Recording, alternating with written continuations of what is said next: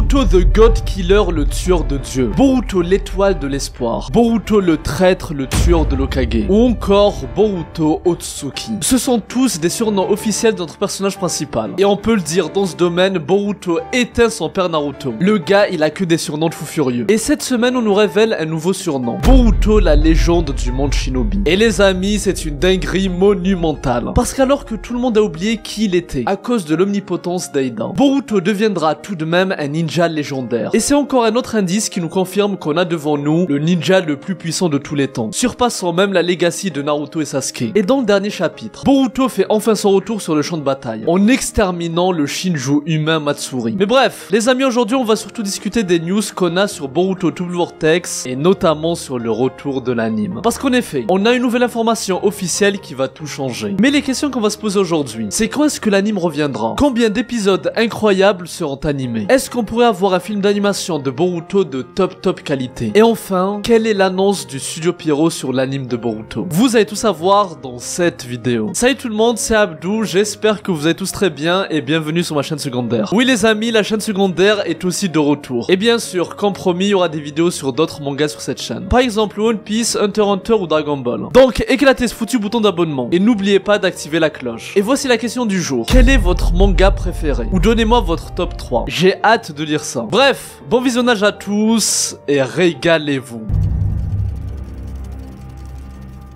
Les amis, avant de rentrer dans le vif du sujet, faut que je vous parle d'une dinguerie monumentale. À l'occasion de la sortie de Thunderbolts par Marvel Studios, Marvel Strike Force vous balance un défi complètement fou. Formez votre équipe ultime de super-héros et de super-vilains pour accomplir une mission top secrète. Moi perso, j'ai déjà ma team, mais on en parle juste après. Marvel Strike Force est un RPG mobile en mode escouade. Tu construis ta team et tu fais des combats de ouf, aux côtés de légendes comme Iron Man, Venom, Wolverine ou encore mon préféré Spider-Man. Le jeu propose plein de modes ultra stylés. Entre les campagnes épiques, les blitz, l'arène, les gardes alliance et même le creuset cosmique. Un tournoi player vs player pour montrer c'est qui le boss. Mais bref, voici ma team parfaite pour relever ce défi. Yelena Belova, la tueuse d'élite. Ghost, l'invisibilité et le chaos. Taskmaster, le super-héros copieur de technique. Moon Knight, le justicier tourmenté. Et enfin, Hulk Rouge, la force brute, incontrôlable. Et ils ont tous un lourd passé mais sont en quête de rédemption. Et les amis, 5 super-héros surpuissants vous sont offerts. Red Guardian, Yelena Belova, Ghost, Winter Soldier et Taskmaster avec 100 fragments chacun. Et vous avez jusqu'à 17 héros gratuits à récupérer en 30 jours. Donc foncez utiliser le QR code qui s'affiche à l'écran pour télécharger Marvel Strike Force ou via le lien en description. Le retour officiel de l'anime Boruto enfin dévoilé. La production de la partie 2 est confirmée. Les amis, est-ce que vous avez entendu cette dinguerie monumentale? Parce que oui, on a une nouvelle information qui a été dévoilée sur le site officiel du studio Pierrot. Le studio d'animation qui a produit plein d'animes cultes comme GTO, Yu Yu Hakusho, Bleach et bien sûr Naruto et Boruto.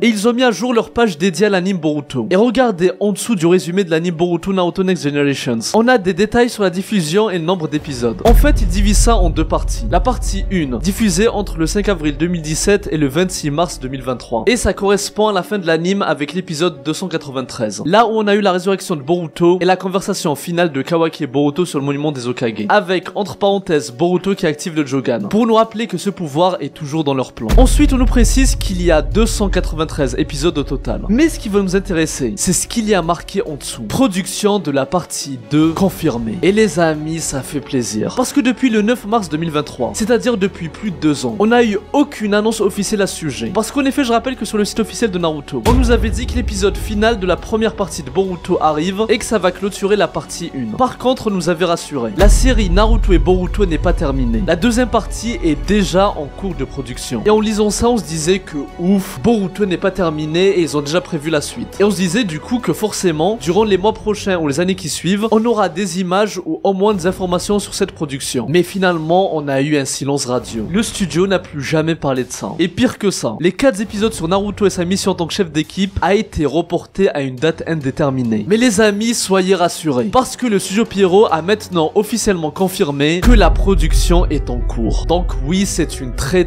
bonne nouvelle. Par contre, malheureusement, on n'a pas eu de de détails supplémentaires à ce sujet. Par exemple, est-ce que l'anime sera un anime fleuve, comme One Piece ou Naruto et Boruto jusqu'à présent, avec un épisode qui sort toutes les semaines? Ou bien est-ce que ça prendra une autre direction, avec un anime saisonnier de 12 à 24 épisodes par saison, étalé sur plusieurs années, à l'instar de Demon Slayer ou Jujutsu Kaisen? Pour l'instant, on n'en sait rien. Mais les amis, dites-moi dans les commentaires quelle est votre option préférée. Alors moi perso, je pense, je vous l'ai déjà dit la dernière fois, je préfère largement un anime saisonnier, avec que des épisodes de top qualité. Parce qu'imaginez un peu la scène de Sarada qui éveille son Mangekyou Sharingan Ohirume et extermine Ryu dans une énorme explosion avec sa boule noire. Imaginez un peu ça avec une animation de top qualité, comme on l'a eu par exemple dans l'arc Shibuya de Jujutsu Kaisen. Les amis, je vous le dis, si ça arrive, ça va casser internet. Et nous les fans assidus de Boruto, on va se régaler. Et surtout ce qui me fait peur dans l'option de l'anime fleuve, c'est qu'il y aura forcément des fillers, des épisodes inutiles. Et moi franchement, j'en ai ras le bol qu'on se moque de Boruto à cause de l'animation médiocre et des épisodes de bas étage. Parce que je rappelle qu'on a quand même eu un arc complet de Chocho qui voulait séduire un acteur. Ou encore l'épisode où on a fait une mission avec Anko centrée sur la bouffe. Les amis, je sais pas si vous vous rendez compte à quel point on a souffert. Sans oublier les épisodes calamiteux focalisés sur Namida ou Wasabi. Les amis, on a vécu un enfer. Et moi perso, j'ai pas envie d'y retourner. Parce que là, c'est bien. On se régale avec le manga et les chapitres de Double Vortex. Que des moments mémorables. De la tension à tous les niveaux. Et enfin, Boruto respecté à sa juste valeur. La seule chose qui lui manque, c'est un plus grand succès. Et pour ce faire, ça devra passer par un nouvel animé. Par contre, ça doit pas être au détriment de sa qualité. Par exemple, si on a des fillers ou des épisodes OSEF pour qu'on se moque encore de Boruto, vaut mieux ne pas revenir. Moi, je veux que si l'anime revient, ça doit être nous promettant une animation de top qualité. Et franchement, j'y crois. Au vu de ce que nous a proposé le studio Pierrot à leur prime, je suis convaincu qu'ils pourront nous régaler à nouveau. En plus, je vous préviens, ce qu'on a vu pour l'instant dans Double Vortex, ce n'est rien par rapport à la masterclass qu'on aura dans le futur. Et là, bien sûr, je parle du manga. Parce qu'on n'a pas encore eu, par exemple, l'histoire du clan Otsuki, la puissance et la découverte du dieu Otsuki, et des scènes qu'on attend depuis longtemps, comme les retrouvailles de Naruto et le clone de Jiraiya Sensei, le seul et unique Kashin Koji, et bien sûr, le combat fatidique entre Boruto et Kawaki. Mais bref, revenons sur le vif du sujet. Boruto Double Vortex en anime, date de sortie. Pour survivre avec l'animation d'aujourd'hui, il faut produire des animes de haute qualité. Encore une fois, on est devant une déclaration très intéressante du studio Pierrot, qui a décidé de changer totalement sa façon de travailler. En effet, ils ont valorisé des animes comme Kimetsu no Yaiba et Jujutsu Kaisen, en disant qu'au vu de leur succès énorme, qui va en corrélation avec la qualité de leur adaptation et de leur animation, il fallait que l'industrie japonaise sur les animes s'inspire de ça. Et justement, parmi les animes que produit actuellement le studio Pierrot, il y a la nouvelle saison de Bleach, Thousand Year Blood War. Et il s'agit d'un anime saisonnier, avec 13 à 14 épisodes par saison. Ça a été divisé en 4, et on a une animation de top niveau. En tout cas, sauf quelques moments 3D dégueulasses, on a quand même bien mangé. Comme lors du combat de Yamamoto contre Yhwach. Et franchement, c'est un très bon signe pour Boruto, parce que ça nous montre la direction que le studio Pierrot va prendre. Et les amis, je vous le dis, si on a le droit à des épisodes aussi bien que le 105 avec Naoto Sasuke contre Moshiki, ou encore l'épisode 189 de Kawaki contre Boro, il va y avoir plein de moments qui vont casser internet. Et ça va être la régalade. Comme le retour de Boruto à Konoha qui piétine Code, le Rasengan Uzuiko, la perte de l'œil de Boruto, et surtout le meilleur plot twist de ces dernières années, avec Boruto qui perd ses parents Naruto Hinata, ainsi que sa famille, ses amis et son identité, à cause de l'omnipotence de Eida qui échangea sa position avec Kawaki, l'obligeant à déserter le village aux côtés de Sasuke, se faisant traquer par les 5 grandes nations qui veulent sa mort, car ils pensent tous que c'est Boruto qui a tué l'Okage légendaire Naruto Uzumaki, alors que bien sûr on sait qu'il est vivant et que c'est Kawaki qui est responsable de sa disparition. Ah oui, sinon, autant je dis que j'en ai marre des fillers et des épisodes inutiles de bas niveau, mais je ne suis pas contre de bons ajouts. Par exemple, pourquoi ne pas avoir des parties sur l'histoire de Boruto durant ces 3 dernières années, qui n'ont pas été assez développées dans le manga. Et faut quand même avouer que le studio Pierrot a vraiment fait des ajouts et des modifications incroyables qui surpassent le manga. Par exemple, le flashback magnifique de Kawaki, ou les adieux super tristes entre Naruto et Kurama après la transformation du mode Baryon. Et là on pourrait avoir un aperçu plus approfondi et des scènes inédites de Boruto qui est pourchassé par tous les villages ninja. Par exemple, dans le dernier chapitre de Boruto Double Vortex, on voit Boruto avec des bandages, et Sasuke qui lui explique que Sarada a éveillé son Mangekyou Sharingan, et c'est ça qui l'a convaincu qu'il y avait une supercherie, et que tout le monde se faisait duper. Et c'est pour ça qu'il a décidé d'aider Boruto en croyant les paroles de sa fille. Mais entre ce moment de Boruto avec ses bandages, à son entraînement avec Sasuke, qu'on a à peine vu, et la défaite de l'Okage de l'ombre contre Code, honnêtement je trouve qu'on n'a pas eu assez le temps de bien savourer cette période de la vie de Boruto, qui est pour moi une, voire la plus intéressante. Donc pourquoi pas avoir plusieurs épisodes là-dessus, voire même un film entier. Et justement les amis, on y vient. On pourrait avoir un film animation sur Boruto. Parmi les inspirations qu'a cité le studio Pierrot, il y a JJK et Demon Slayer. Et qu'est-ce qu'ils ont en commun en dehors de la top animation? Ce qu'ils ont en commun, c'est les films. Demon Slayer a adapté un arc entier, le train de l'infini en film. Et ça a fait un buzz énorme. énorme. Et même là récemment, ils ont décidé de faire la même chose en découpant l'arc final en plusieurs films. Et Jujutsu Kaisen a fait pareil, pour l'adaptation du préquel JJK 0 avec l'histoire de Yuta, qui a été adapté en film animation. Donc le scénario idéal, et en étant réaliste et en se basant sur les leaks. Là pour Boruto avec la production officiellement confirmée, on pourrait avoir le retour de l'anime pour 2026 voire 2027. Par contre si vous me demandez, moi ce que je veux c'est qu'on ait un film animation de Boruto en 2026, qui adapte tout l'arc de la prophétie, de l'infiltration de Code à Konoha jusqu'à la disparition de Naruto et la fuite de Boruto. Et ensuite l'année suivante en 2027, on adapte tout Blue Vortex en anime, avec un rythme incroyable et une animation de top qualité. Et juste quelques ajouts pertinents, comme détailler le périple de Boruto et Sasuke durant ces 3 dernières années. Et honnêtement, on mérite d'avoir ça. Parce que nous fans de Boruto on a souffert. Parce que j'ai préféré ne pas vous en parler. Mais lors du fameux événement Anime Japan 2025, dont je vous ai parlé la dernière fois, alors qu'on attendait une annonce sur le retour de Boruto Black Clover, le studio Pierrot a préféré annoncer l'adaptation d'un animé pourri et inintéressant. Les amis, regardez-moi ça, c'est quoi ce truc? Moi je dis c'est honteux. Mais bref, voilà les amis, si vous avez des questions, dites-moi dans les commentaires. Je vais faire de mon mieux pour répondre à tout le monde. C'est aussi l'objectif de ce genre de vidéo. Et bien sûr, s'il y a des news supplémentaires, je ferai d'autres vidéos pour vous tenir au courant. Ne vous inquiétez pas, vous pouvez compter sur moi. Donc abonnez-vous et activez la cloche. Moi je vous dis à très bientôt et que la paix soit sur vous. Eru,